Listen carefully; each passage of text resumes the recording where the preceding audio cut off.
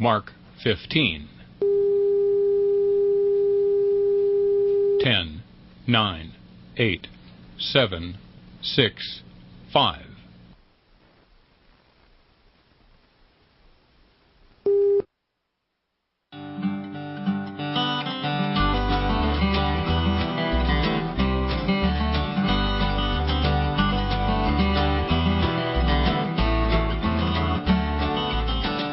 This is RFD Today, a daily look at the key topics impacting rural Illinois. If you live in Illinois, we examine the issues impacting you, your income, and your community. Here's your host for today's program, Eloy Shonky. Hey, good Thursday to you, Illinois. Thanks for joining us for this adventure in broadcasting on the 9th of May. Well, I tell you, I don't have a bag of corn or a field to plant it in, but I couldn't even sleep last night just listening to that rain thinking, what now? I mean, you know it's coming, but still when you have that, then it just goes on and on. You just think, what now? So many fields, at least around my palatial estate, have that shine, that sheen that only comes from completely soaked fields. It was an inch at St. Louis, half an inch around Decatur and Peoria and Moline, quarter of an inch in Quincy. But that's midnight totals. That's the totals for the 8th.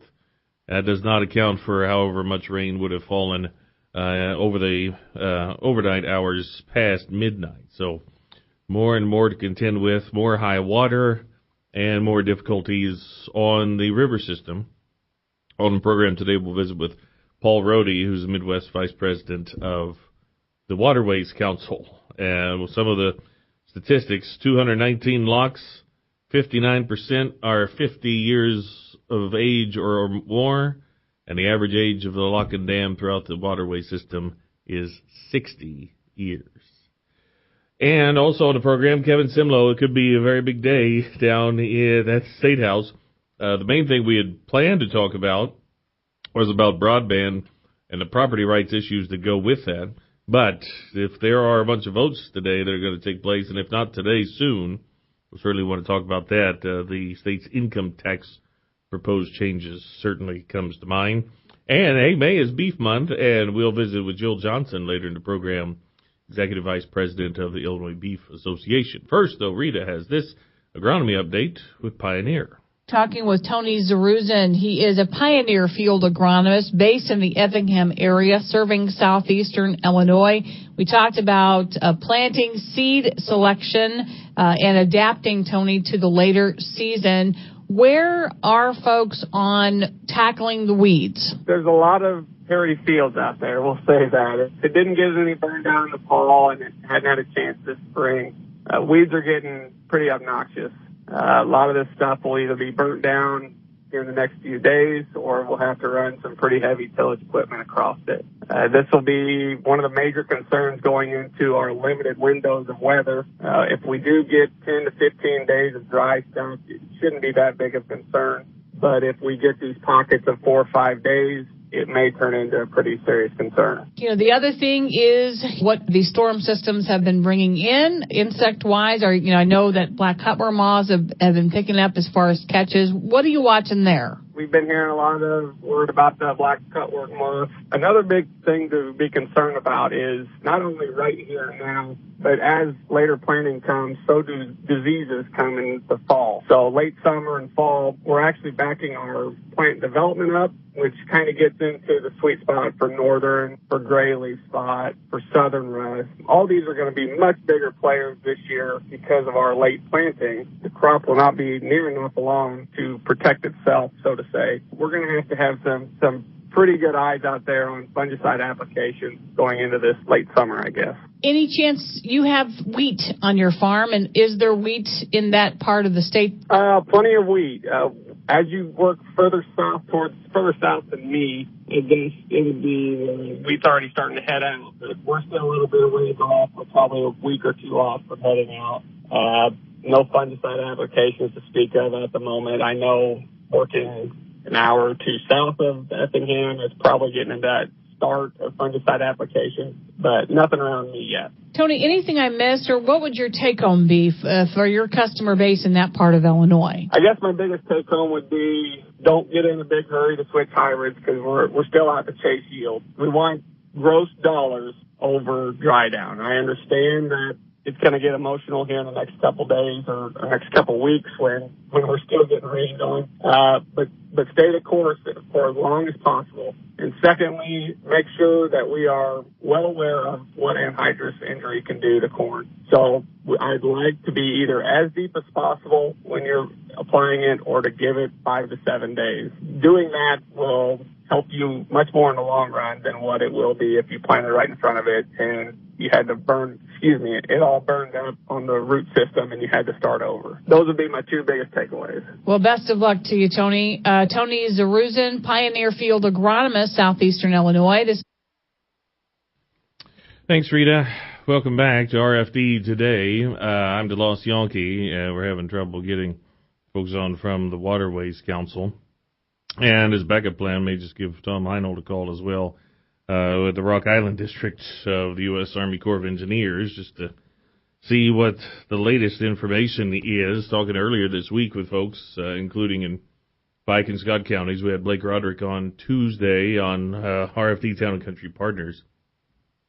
And they were talking about some of the locks and dams in their area on the Illinois River. Mississippi River levels went down, but on the Illinois River, the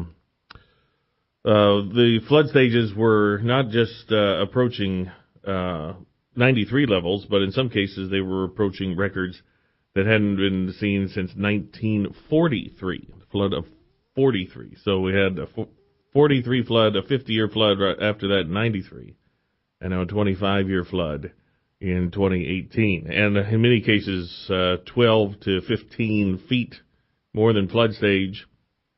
When you get that high, a lot of temporary work to help fix the levees on the top, just whatever can be done to keep the water from going over the top. So hopefully we'll talk to folks at Waterways Council in just a little bit. One of the things that they certainly talk about quite a bit, $16 in annual net economic benefits per dollar spent on the system. So the dollar spent is one-time spend, and then the economic benefits are annual returns on that, $16 for every $8 spent, and would be even a better statistic, but Waterways Council is one that advocates, they say, inconsistent construction funding from fiscal year to fiscal year causes years of unnecessary delays and $1 billion in needless cost overruns. So if we didn't have to spend so much just to get the products done right the first time, there'd be even greater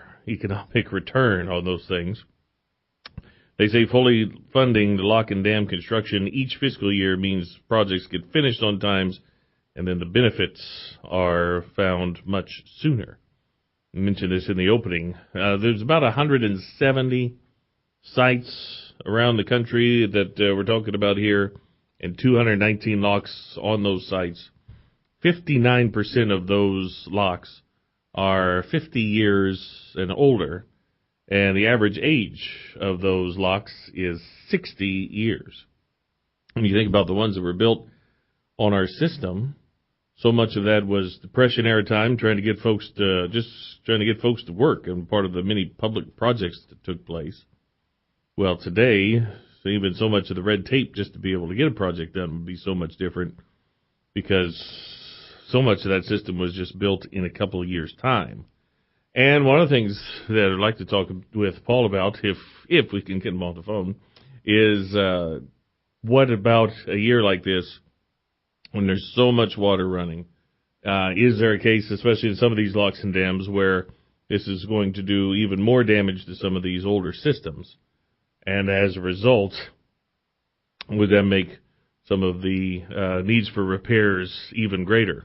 Still remember years ago we went on one that we went to the Peoria Lock and Dam.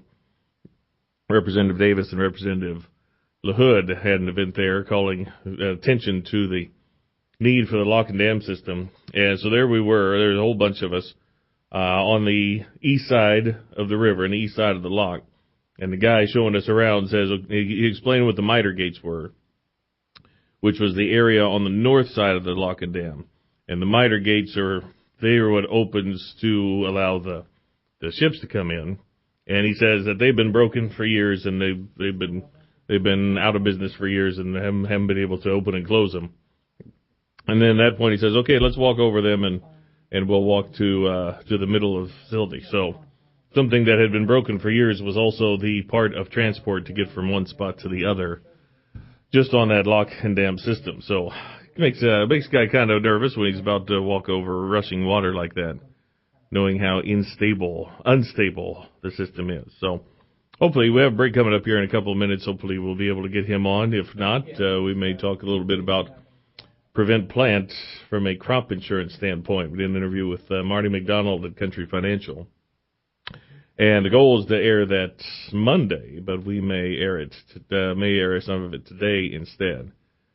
Just to see, it's still plenty of time. For the Prevent Plant date for corn is June 5, except for the 7 southernmost counties in the state. The date is May 31. And for soybeans, I believe that date is June 20. And for the southern counties, June 15. But given the moisture that we've had and the difficulty to get in the fields, certainly not all of the crop, but it certainly seems like a possibility this go-around that some corn or some soybeans may not get planted at the opportune time, and Prevent Plant could very well be an option. In Minnesota, on their weekly crop progress report on Monday, 6% of their corn crop had been planted, behind the 5-year average of 42. Indiana, only 3% complete. Illinois, 10% complete, behind the 5-year average of 66, which means instead of about 7.5 million acres of corn planted, it was a little bit more than 1 million as of Sunday. So, see if we can get somebody on the phone to talk about these water issues, and after that, hopefully Kevin Simlow down at the State House with Illinois Farm Bureau. We'll see how things go here on a Thursday, RFD Today. RFD Radio Network's Rita Frazier connects rural routes for you. Rita delivers passion and reliable information to listeners on the RFD Radio Network. Her radio career spans close to 3 decades. Here's a bit about her rural roots. I grew up on a small farm. My job today allows me to connect with people from all walks of life and experience opportunity every day. I get to talk about what I love, farming. Be it routes or roots, RFD Radio, FarmWeekNow.com, and Farm Week keep you connected. As you prepare for planting season, remember your neighbors. Whether you're an applicator, grower, or beekeeper, use FieldWatch to register your farm and monitor for sensitive sites around you. FieldWatch is a free, easy-to-use online mapping tool. Consulting FieldWatch is now a requirement for the over-the-top use dicamba products. Communicating with your neighbors will help you protect your farm and the environment. Don't wait. Go online to fieldwatch.com. Growing agriculture, we grow best together. You're going to need me. You're going to need us. All of us. You're going to need our technical skills, our math, our engineering skills. You're going to need our help with your water, your air, your food. You're going to need our organizational skills, our problem-solving skills. You're going to need our determination, our honesty, our compassion. You're going to need the next generation of leaders to face the challenges the future will bring. And we promise we'll be there when you need us. Today, 4-H is growing the next generation of leaders. Support us at 4h.org. About 70% of U.S. adults age 65 or older have high blood pressure, and only about half have it under control. Blood pressure medicine can protect the heart, brain, and kidneys, but many people aren't taking it as directed. This means they may skip doses or stop taking it altogether. To help patients, healthcare systems can involve the entire healthcare team to ensure patients are taking medicine as directed. Simplify blood pressure treatment by prescribing 90-day refills and combination medicines. Coordinate pill refills and prescribe generic medicines. Encourage the use of home blood pressure monitors and address financial barriers such as high copays and deductibles. Patients, follow your healthcare team's instructions on how much medicine to take, how often, and how long to take it. Ask questions about how to correctly take your medicines and why you need them. Use weekly pill boxes or a reminder system to keep track of when to take medicine. To learn more, visit cdc.gov/vital signs.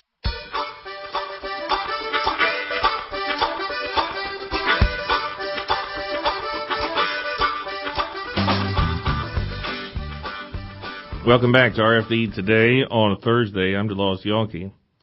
Can't find folks to talk about high water. So who can we get to talk about high water? How about Rita Frazier here at RFD do you Radio? Remember when used to? Now, we were talking this morning on RFD Illinois about the 90s. Yes. So one of the things when I was in grade school, that would have been in the 70s. Oh, my. Into the 80s. But they used to say, you know, if your pants were too short, they would say you've got high waters on. That's what we called them, high water pants. And nowadays, everybody can wear just whatever they want to. That's true. Seems like it. That's true. Yeah, it didn't matter. Now it doesn't matter where that thing stops. Right. Yeah. Right. I mean, it could stop at the knee, could stop halfway, could stop 3 inches. I don't know. But yes, there was one pair in particular. So I had, a couple of growth spurts in there. And there was one time my mom let the hem down at least twice on these jeans. And so the jeans are all faded. And then you could see the two extensions on them. I mean, we had 3 different shades of denim going on. So were they also hip huggers? Oh, was way before. No. Yeah, that had come and gone. Walmart did. Yeah, Walmart did make hip huggers. It was just whatever was on that price. Were you the what is the name? It's not Chunky. It's Husky. I was going to say Husky and Toughskins.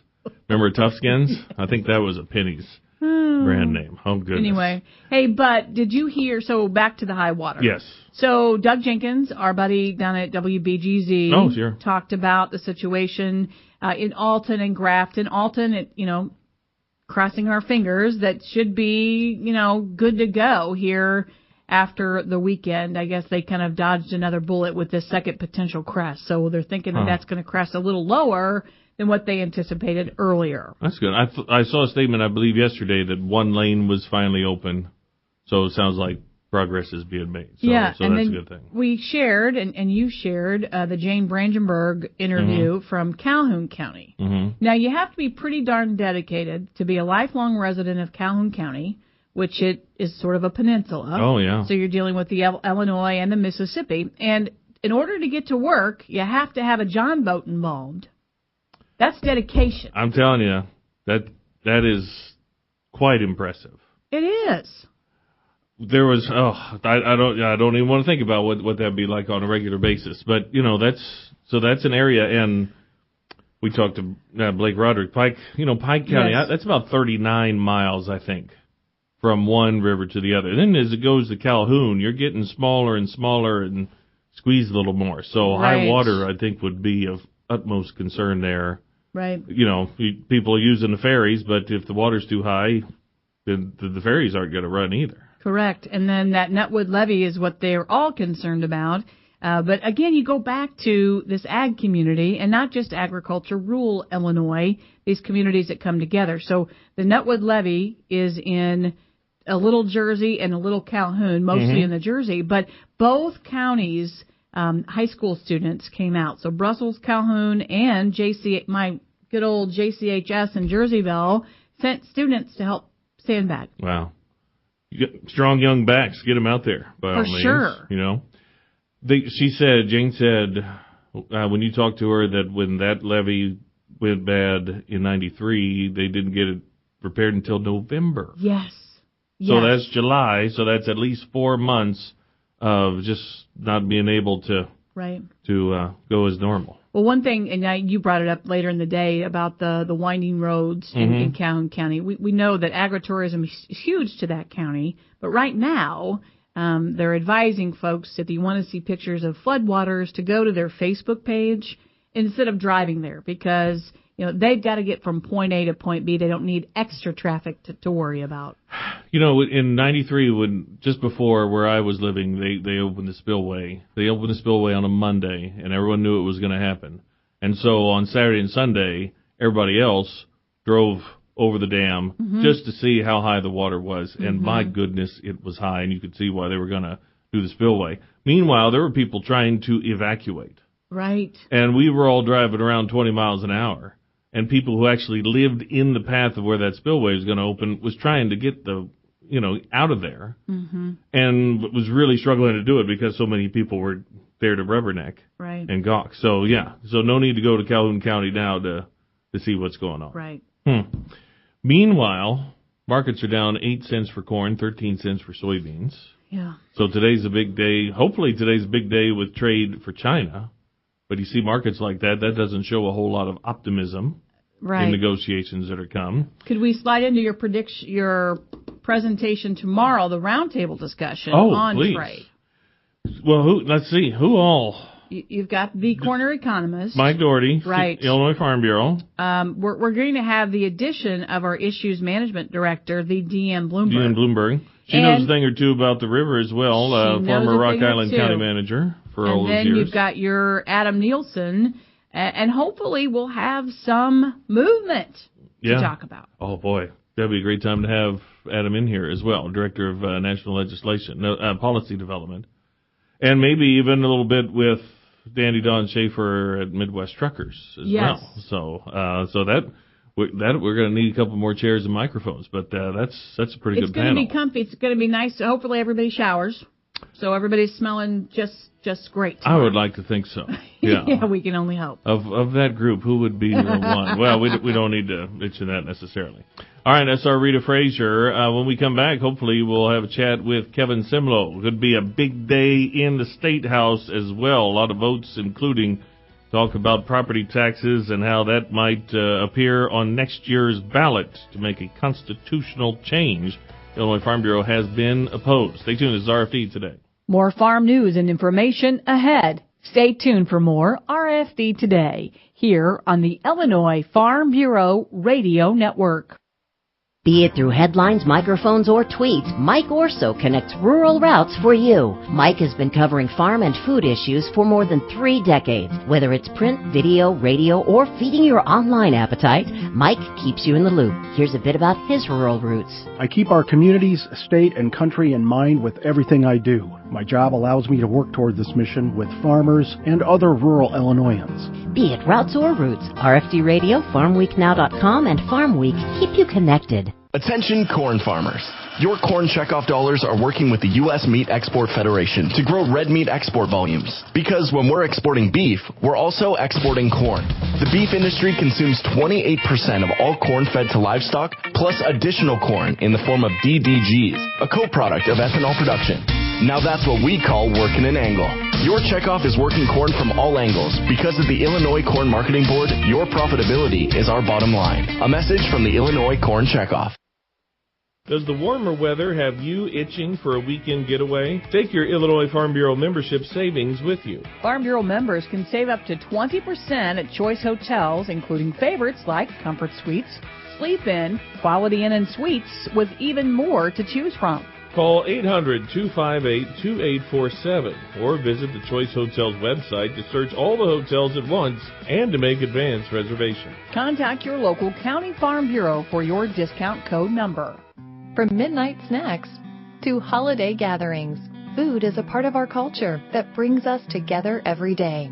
To make sure we all have food on our tables, Illinois farmers are going beyond planting crops and raising animals. We're making sure the wildlife that helps our food grow has homes too. To learn more about conservation efforts, visit ilfarmersconserve.com. Preserving our water, protecting our land, providing our food. This message brought to you by Illinois Farm Bureau. All Ag. All Illinois. All Now. There are a lot of smartphone apps out there, but do they have what's important to us here in Illinois? The Farm Week Now app does, and it's always at your fingertips. All Ag, All Illinois, and 24/7 where and when you need it for free. Go to your app or Play Store on your smartphone, hit search, type in Farm Week Now, that's one word, and download it today. Brought to you by Illinois Farm Bureau, where we're all about farm, family, and food. Farm, family, food. Those three words best describe Illinois Farm Bureau. Farm. For 100 years, Farm Bureau in Illinois has represented and served the men and women who make Illinois one of the top food-producing states. Family. At the heart of rural Illinois are traditional farm families who work together through Illinois Farm Bureau. And food. Farm Bureau families are proud to grow the healthy food they provide their families and yours. Farm, family, food. The heart of Farm Bureau in Illinois.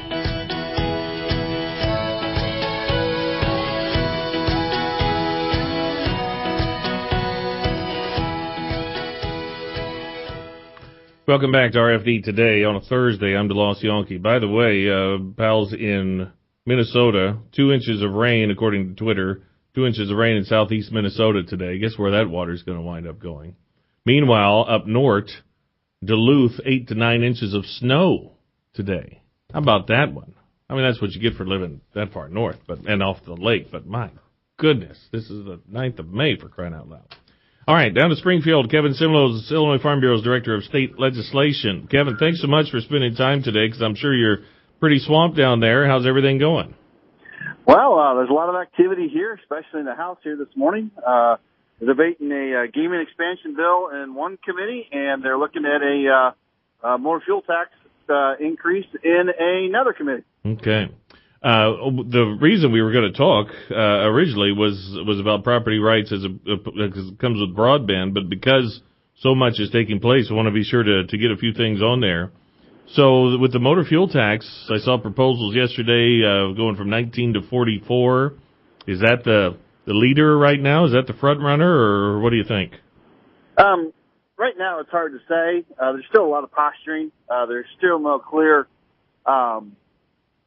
direction on which avenue they're going to take, but it does seem to be that the higher of the two proposals is being discussed the most right now. Okay. And let's see, so that is, if it's being discussed right now, that may come up, in a week or 2 weeks or so? Or, I mean, are we just talking right now? It's hard to say. There doesn't seem to be an agreement at the present time as to what the final version will look like. But the House Revenue Committee is looking at a proposal similar to what was announced here just the other day in the Senate. So I think it's just another shot across the bow of saying this is serious. They want to get this addressed here this spring session. So in the next coming few days, hopefully things will come a little bit clearer as to where they're actually putting their feet down and what they're looking at. Gotcha. But you think that something will eventually get passed this year regarding what kind of changes? I mean, this won't go until 2020, will it? Not sure when the increases will be put in place.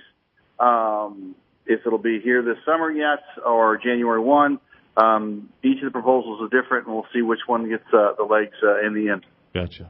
And then is today going to be the vote on in the House regarding property taxes? In regards to property taxes on... Or not property taxes, income taxes, I'm sorry. Income tax. Oh, yeah, no. No, the Senate Joint Resolution Constitutional Amendment number 1 was just released to Revenue Committee and will not be eligible to be posted for a hearing until next week. Oh. So that will be probably a discussion that will start up again next week. Okay. So the action request continues then? The action request continues. Okay. I still have the number memorized, 888-200-3794. And then enter your zip code into the system. You'll be connected with your Springfield office of your state representative.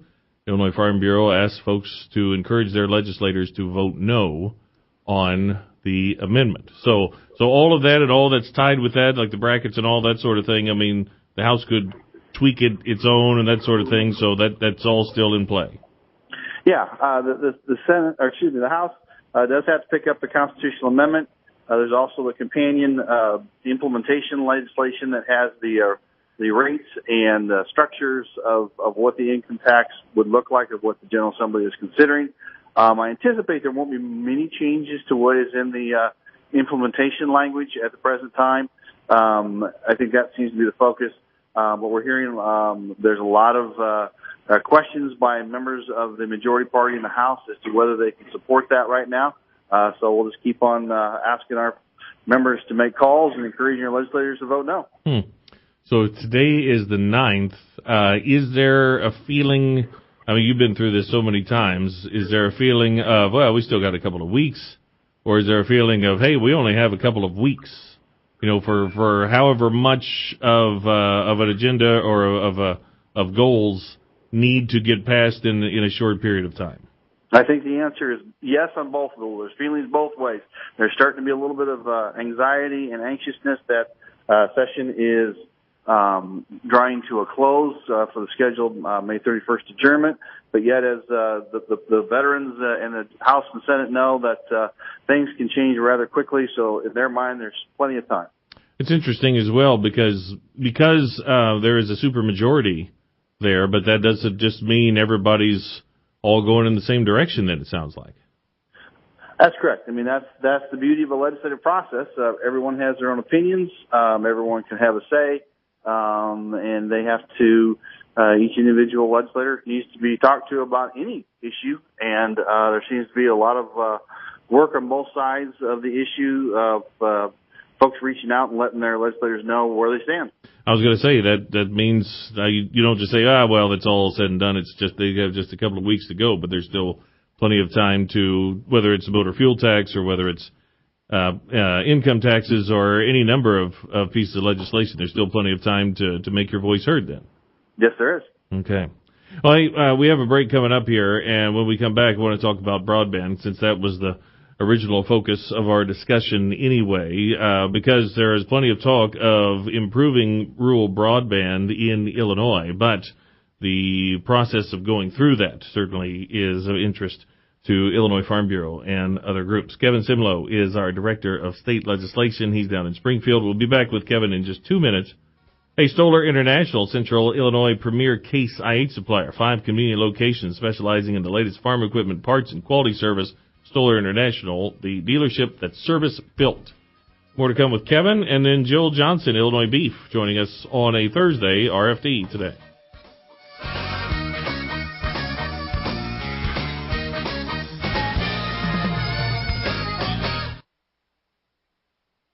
Farm Week and FarmWeekNow.com journalist Daniel Grant connects rural routes for you. With more than 2 decades of reporting under his belt, Dan is the go-to source for farmers when it comes to commodities. Here's a bit about his rural roots. I grew up on a grain and livestock farm near Roseville in Warren County. What I love about my job is working with people, traveling across Illinois, and visiting farms along the way. Be it routes or roots, RFD Radio, FarmWeekNow.com, and Farm Week keep you connected.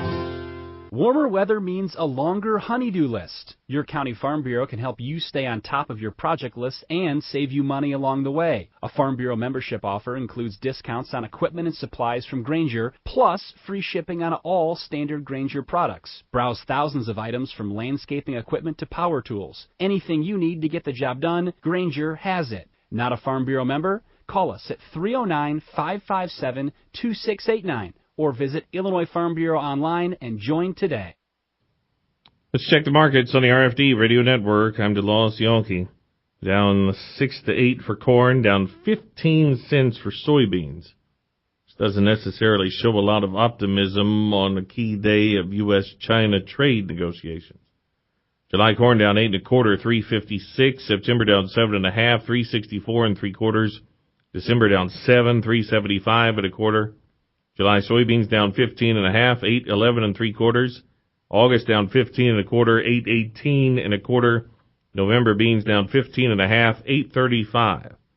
So far today, July soybeans low was $8.09. November's 832 1/4. July wheat down 8 1/2, 430 1/2. June hogs down $1.45, 87.10. June cattle up 7 cents, 111.15. Los Yankee RFD Radio Network.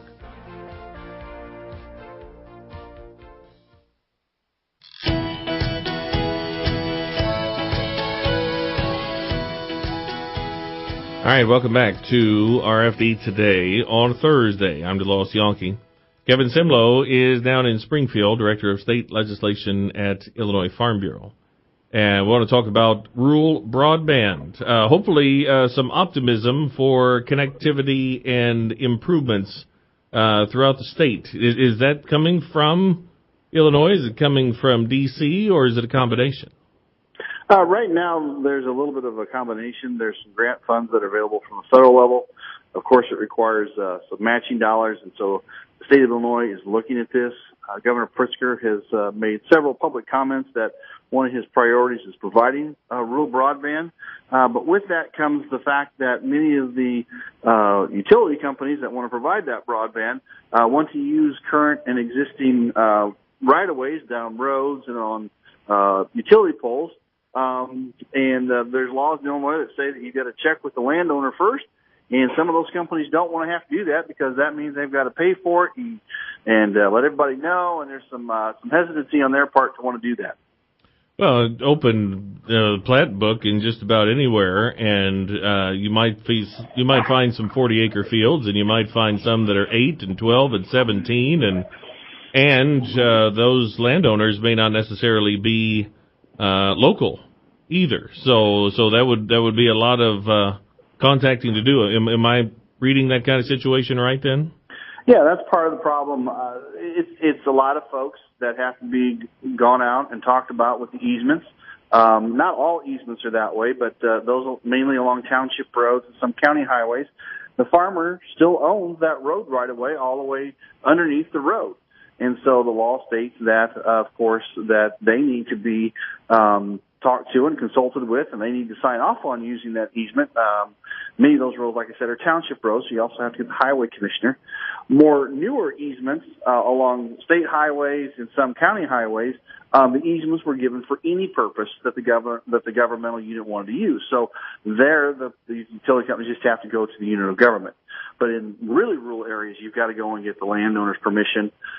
Same along many of the rural electric cooperative lines throughout the state of Illinois. The easements were originally written for electric purposes only. So the co-ops don't have the ability to put other things on their poles without permission of the landowner.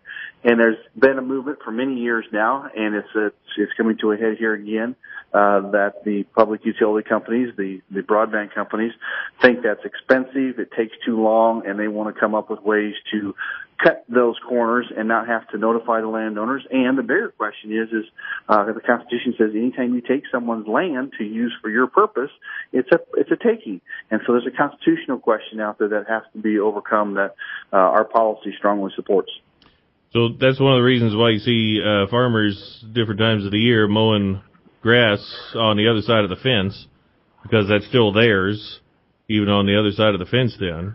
And, I think about, there was one pasture in particular on our farm where the utility poles were in the middle of the pasture. So thankfully they weren't in the field, but you still had to drive around them from time to time. There's the governor.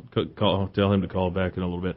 But, the poles were in the pasture, but the last thing you'd want, and hopefully it wouldn't happen, but you'd hate for someone to come in there and do some work and then leave the gate open on their way out the door, and then, hey, what's going on here? I mean, that's the kind of thing that we're talking about, right? We're talking about that, and anymore they like to put a lot of the fiber optic cable underground. And as we know, as you cut down through a road ditch, you got tile running out in there. Huh. And with today's technology, they drop this big knife in the ground, and they cut through everything, tree roots, tile, and you may not know that it's damaged for several years. So those are some of the concerns that we've shared with the proponents of this proposal, and we're working to see if there is some common ground to address those positions. But again, there's only a few weeks left to get all this done, and this is going to be a pretty big toe for them to try and get done here in the last 3 weeks of session. Yeah, drainage districts certainly would have an interest in that sort of thing, because all of a sudden one spot there and there goes the drainage, and if you don't have drainage, then I mean we know what that's like in a year like this. So is there to get the matching funds? Is there a deadline for that? Is that something that has to be done this year? But at the same time, we want connectivity to take place as quickly as possible too. That's the biggest challenge is there's been several proposals out there over the years of federal funds for grants. They all have sunsets on them, and also it's tied with where does the state come up with finding any matching dollars in the current budget situation they're in. So there's a lot of unanswered questions yet that we'll be working with Director Sullivan, who the governor has tapped as the point person on this issue, and we'll see if there's common ground. Yeah. Connectivity, but at the same time, we're not just talking about what's going on next to the interstate, next to state highways. Some of this has to really get into the countryside. Yes, and there's many areas that are considered underserved or lowly served, and so there's a question of how you do those priorities. Do you give additional dollars to those areas that are underserved so that they can have some minimum levels of service that are reliable? So there's lots of things that have been out there for some time that has to be looked at and discussed. Yeah. And if I skipped on the first part of it, so let's say I did make a mistake somewhere along the line. It could have been a tile line, or it just could have been anything. Could have knocked down a fence. Who knows what it was. If I have no idea whose that is, I don't know who to call. I don't know what to do, so it probably just gets left, and then who knows when the situation would resolve itself. And that's one of our concerns is that some of these things sit for a while, and you don't notice the problems until a year, 2 years after the fact, and that subcontractor that's hired by one of the big companies has moved on. You don't know who they were. You don't know who to call. And then with the underground liability you have when you come up against fiber, you're liable if you cut it or nick it, and you may not know it's there. Yeah, it could just be a nick, could be cutting it right down the middle, or who knows what. All right, so what's going on for you now for the rest of the day? Rest of the day will be sorting out what's happening in all the House and Senate committees yet today, and they'll go on the floor and do a little floor action. And then they'll take a breather for a couple of days, and they'll be back next Tuesday to hit it hard again and see if they can work out some of these bigger issues. And we'll see what happens with the progressive income tax and, of course, the fuel tax and the capital bill. You've got broadband. There's many issues out there still. Sure is. Well, we're glad we have guys like you down there. So thanks so much for taking time with us, and hopefully we'll see you in a couple of days then. Yes, we will. Thank you. Kevin Simlow. May see him tomorrow, in fact, if I'll be back up here trying to sort through all that's going on in Springfield. Kevin Simlow is our Director of State Legislation at Illinois Farm Bureau, and he has a regular blog post, which you can find on the Farm Week Now website, farmweeknow.com, and in one of those recent blog posts, he had considerable layout of a lot of issues taking place in the Capitol and the progress or lack thereof on a lot of those things. So you see a bunch of, there's just a whole gamut in there of interest for Illinois Farm Bureau. So be sure, if you have an interest, to take a look at that, and keep listening here and keep checking each week's edition of Farm Week for more information about what's going on down in the State House. And again, the action request is still in place. Call your House, your representative, asking them to vote no on the amendment regarding the property tax system. 888-200-3794 is that number. May is Beef Month. Next month is Illinois Beef Association's Summer Conference. We'll talk to Jill Johnson in just a minute. She's Executive VP of Illinois Beef. Next on RFD Today.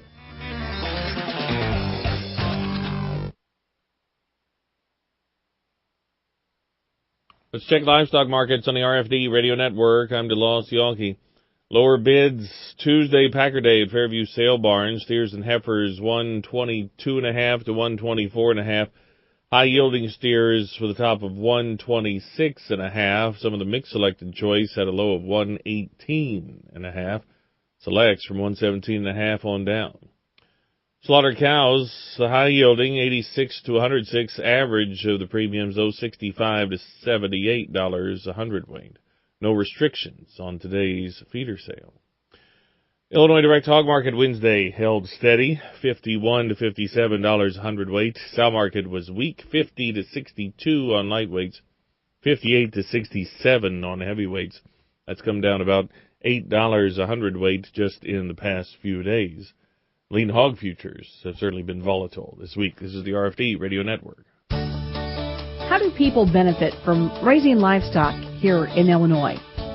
Rich Giebert, Illinois farmer, president of the Illinois Farm Bureau. Well, growing up on a livestock farm was always interesting, and I enjoy it more today than I did back then. But it did give me the opportunity to have a good work ethic, learn to get up in the morning. And you know, that was difficult during my senior days at high school and college days. I had a tendency not to go to bed at a respectable hour. But no, it was always enjoyable on the farm and getting up before daybreak and milking the cows and getting the chores done and then go about the rest of the day's business. Illinois Farm Bureau, along with beef, corn, milk, pork, and soybean associations, make up the Livestock Development Group, supporting the Illinois livestock sector. For more information, check out illinoislivestock.org.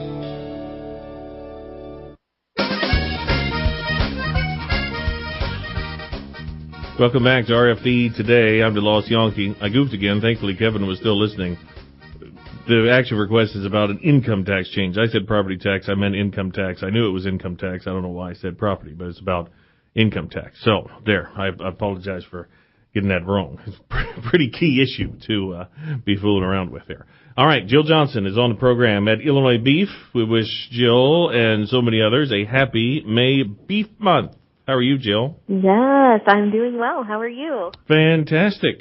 What's going on this month to help celebrate? You know, just a few things promoting beef around the state.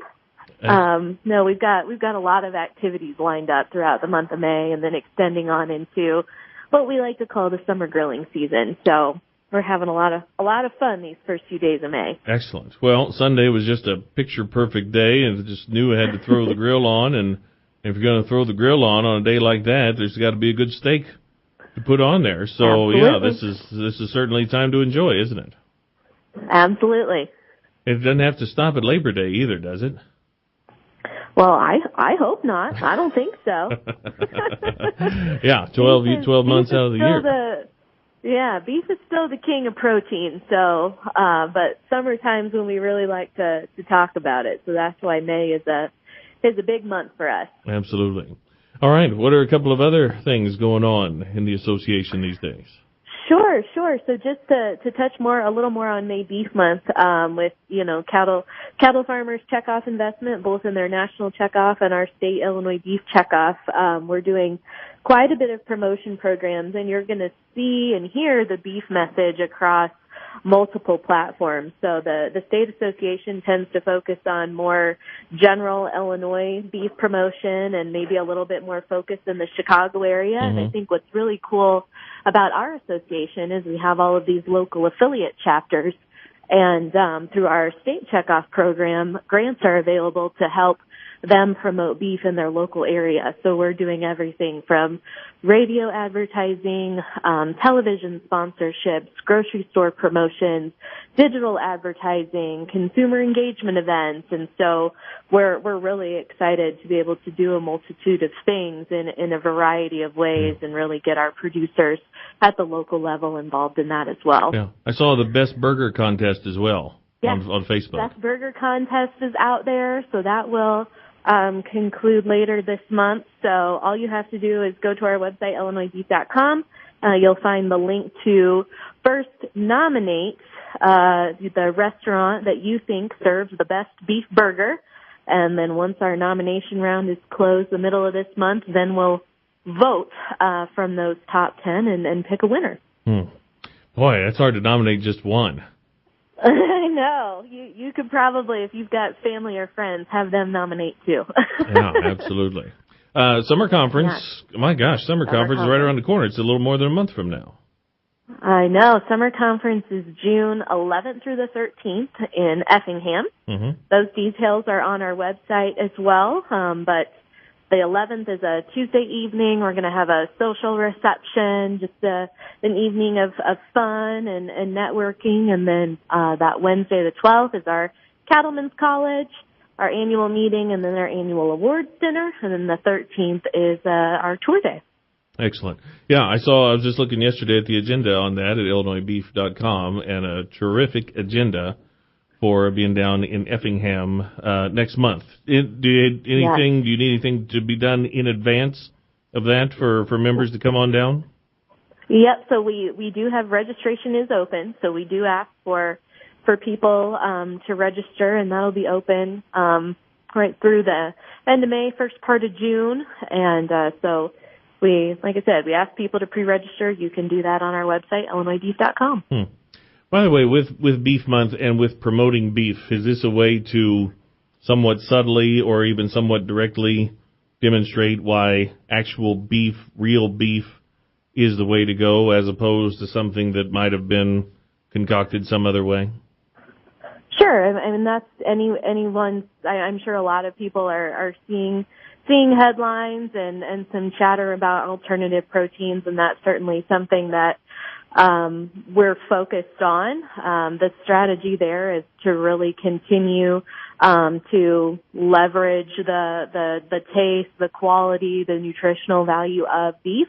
We're doing that every day as part of that checkoff investment, but the month of May just helps us elevate that a little more, so there couldn't be a better time to talk even more about beef than now. And you hear a lot of this chatter about alternative proteins, but I think it's important for people to remember that chicken is still our number one competitor. Yeah. So while we're focused on more of this new technology, if you will, and what that looks like in the marketplace, we can't lose sight of other proteins that compete for market share as well. But beef still, like I said earlier, is the king of protein there. Yeah. And so we're going to capitalize and talk about that as much as we can. Sure. No such thing as a chicken knife, and I'll take a steak. I'll take a steak in the center of the plate any day of the week. So yeah, that's a no-brainer. What else? Mm-hmm. What else you up to these days? Oh gosh, what else do we have going on? Our Young Beef Leaders program has kicked off. We've got I think around 15 young leaders in that program, and that's going well. We've got summertime is always a big time for youth programming. We're doing an Illinois Teen Beef program, so for anyone that's more of a fitness enthusiast, it's focused a little more on runners, but it goes for anyone that has an interest in that health and wellness community. Mm-hmm. You can join the Illinois Teen Beef program, and we'll set you up with a cool jersey and continue to talk about nutritional information and beef as a food for strength. And so Very that's cool. something